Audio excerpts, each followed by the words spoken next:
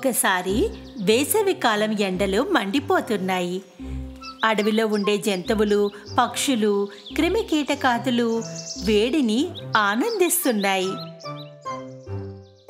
వాటికి ఆహారం వెతుక్కోవడంలో ఎలాంటి అడ్డంకులు లేవు.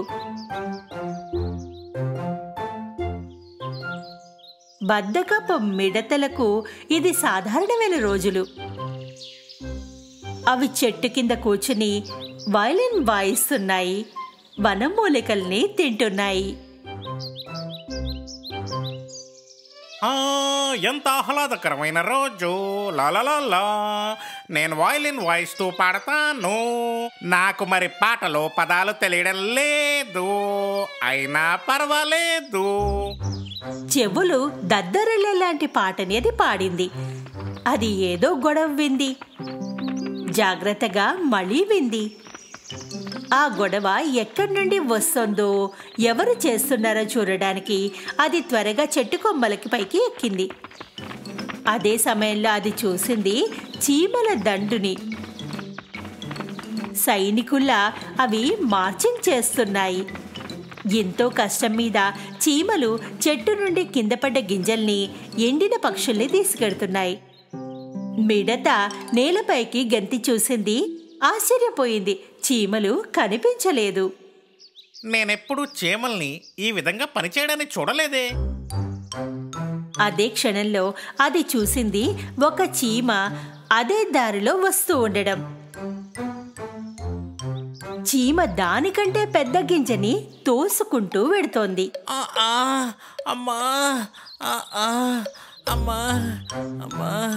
చీమ మిడత దగ్గర నుండి వెడుతూ ఉండగా అది తెస్తున్న దాని గింజ కింద పడిపోయింది.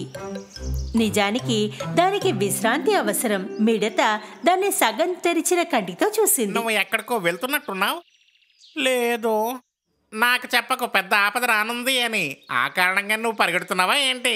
కాదు. సరే, అయితే నువ్వేం చేస్తున్నావు నేను అడగచ్చా? మరి నేను మా ఇంటికి భోజనాన్ని తీసుకెళ్తున్నాను. ఓ అలాగా. బహుశా ఈ రోజు రాత్రి చాలా మంది అతిథులు వస్తున్నారు అనుకుంటాను. మేము శీతాకాలం కోసం ఎప్పటి నుండి ఆహారాన్ని జమ చేసుకుంటున్నాం. మీరంతా శీతాకాలం కోసం ఆహారాన్ని జమ చేసుకుంటున్నారా? ఎందుకు అంత తొందర? ఎందుకు?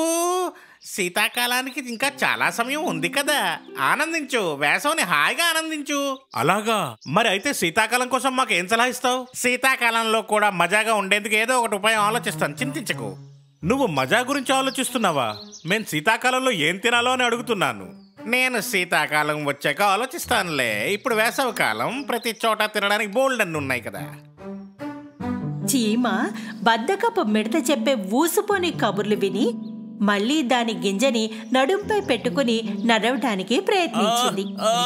నేను నా మిత్రులతో కలిసి ఉండాలి. నా నడుంపై ఈ గింజను ఎక్కించడంలో నువ్వు నాకు సహాయపడతావా? నేను ఒక గాయకుడిని. నాలాంటి కళాకారులు ఇంత బరువైన వస్తువుల్ని మోయకూడదు. మిడత జవాబు విన్నాక చీమ మిడత వైపు చురుక్కుమని ఒక చూపు చూసి మళ్ళీ తన నడుంపై గింజను ఉంచుకునే ప్రయత్నం చేయసాగింది. నాకనిపిస్తుంది నేను నీకు కొంచెం సాయం చేయాలి అని. మిడత ఆ పెద్ద గింజని ఎత్తి చీమ నడుంపై ఉంచింది. చీమ ధన్యవాదాలు చెప్పింది. తన దారిని తాను వెళ్ళిపోయింది. ఏమిటో ఈ పరికరాన్ని వృధా ప్రయాస. మిడత చెట్టు కింద హాయిగా పడుకుంది.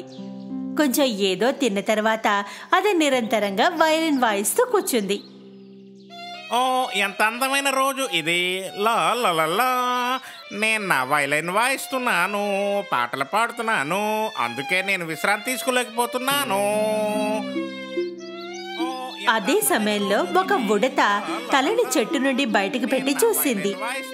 ఆపండి, ఆపండి, ఇంకా చాలు. ఇంకెక్కడికైనా వెళ్ళి వాయించుకో. నేను ఇక్కడ విశ్రాంతి తీసుకోవడానికి ప్రయత్నిస్తున్నా. ఇది వినగానే మిడత తన పాటని ఆపేసింది. అది ఉడతని ఓ చూపు చూసింది. తన వయలిన్ తీసుకుని అక్కడి నుండి వెళ్ళిపోయింది. ఈ అడవిలో ఎవరికీ తెలియదు కళాకారుని ఎలా గౌరవించాలి అన్నది. వేసవి రోజులు గడిచిపోయాయి. చీమలు గోదాంలో ఆహారాన్ని నింపుకోవడం ఇంకా కొనసాగిస్తూనే ఉన్నాయి. అదే సమయంలో మిడత ఆహారం తిరగడం, వయలిన్ వాయించుకోవడం, పాడుకోవడం, మజా చేస్తూ గడుపుతోంది. చివరికి శీతాకాలం రానే వచ్చింది. ఒక ఉదయం చీమలన్నీ మేలుకున్నాయి. తమ గోదాం బయటికి చూశాయి. అక్కడ అంతా తెల్లని మంచుతో కప్పబడి ఉంది. అన్ని చీమలు చలిలో ఉడికిపోతూ ఆకలితో ఉన్న జంతువుల గురించి ఆలోచించసాగాయి. మరోవైపు అన్ని చెట్లు మొక్కలు మంచుతో కప్పబడి ఉన్న కారణంగా మిడతకు ఎన్నో రోజులు ఆహారమేమీ దొరకలేదు. అది చలికి వణకసాగింది. తన శక్తినంతా కోల్పోయింది. వైలిన్ కూడా వాయించడం లేదు, పారటం కూడా లేదు. ఎంతో కష్టం మీద మంచుపై నడవడానికి ప్రయత్నించసాగింది. ఉన్నట్టుండి దానికి వేసవి రోజులు గుర్తొచ్చాయి. ఆ రోజులు ఎంత బాగుండేవి. అన్ని చోట్ల భోజనం ఉండేది, ఎప్పుడు కడుపు నిండుగా ఉండేది. నేనెంతో సంతోషంగా ఉండేవాణ్ణి. అది చీమ గురించి ఆలోచించసాగింది. వేసవి కాలంలో అది ఆహారాన్ని తీసుకుంటూ వెళ్తూ ఉంటే దాన్ని నేను వేళాకోళం చేశానని అప్పుడు అనిపించింది. ఈ కల్పన దానికి ఏమాత్రం నచ్చలేదు. వేసవి కాలంలో దాన్ని నేను చాలా వేళాకోళం చేశాను. తనకి ఇప్పుడు అది సహాయపడుతుందా అని ఆలోచించసాగింది. ఇక ఇప్పుడు మిడతకు దారిలో వెళ్లడం కూడా చల్లగా ఉంది. ఇది గర్వపడే సమయం కాదు. నాకు చీమల గోదాముని వెతకాలి, దాన్ని సహాయం కోరాలి. మిడత చీమల గోదాం వద్దకు చేరుకుంది. తలుపు తట్టింది, గట్టిగా అరిచింది. ఇక్కడ ఎవరైనా ఉన్నారా? దయచేసి నాకు సాయం చెయ్యండి. ఎవరది? లోపల నుండి ఒక గొంతు వింది. మిడత తన శక్తినంతా కూడదీసుకుని జవాబిచ్చింది. నా ప్రియ మిత్రమా చీమా, నేను మిడతని. దయచేసి నన్ను లోపలికి రానివ్వు. ఇదంతా వింటున్న చీమల రాణి చీమలతో ఇలా అంది. ఇక్కడ ఏం జరుగుతోంది? ఎవరికి సహాయం అవసరం? ఒక బద్ధకపు మిడత వచ్చింది. రోజంతా కూర్చొని కేవలం పాట పాడుతూ ఉంటాడు. బహుశా దానికి ఆకలిగా ఉందనుకుంటాను. దానికి సాయం అవసరం. ఎవరో ఒకరు మన ఇంటి తలుపు తడతారు, సహాయం కోరతారు. నిజానికి మనం సహాయపడకూడదు. రాణి చీమ ఇంకా మిగతా చీమలన్నీ తలుపు దగ్గరకు చేరుకున్నాయి. తలుపుని తెరిచాయి. మిడత అక్కడ మంచులో పడిపోయి ఉంది. దాని శక్తి అంతా ఇక అయిపోయింది. చీమలన్నీ కలిసి వెంటనే దాన్ని మోసుకుని ఇంట్లోకి తీసుకెళ్లాయి. స్పృహలోకి వచ్చాక ఇంట్లో వెచ్చగా ఉంచినందుకు ధన్యవాదాలు చెప్పింది. అది నీరు తాగింది, ఆహారం తింది. ఇప్పుడు దానికి హాయిగా ఉంది. మిడత రాణికి ధన్యవాదాలు చెప్పుకుంది. చిన్న చీమ వద్దకు వెళ్ళింది.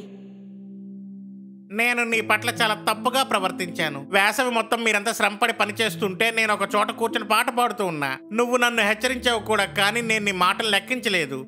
ఈ రోజు నాకు తెలిసొచ్చింది. ఇది నీకు మంచి గుణపాఠం.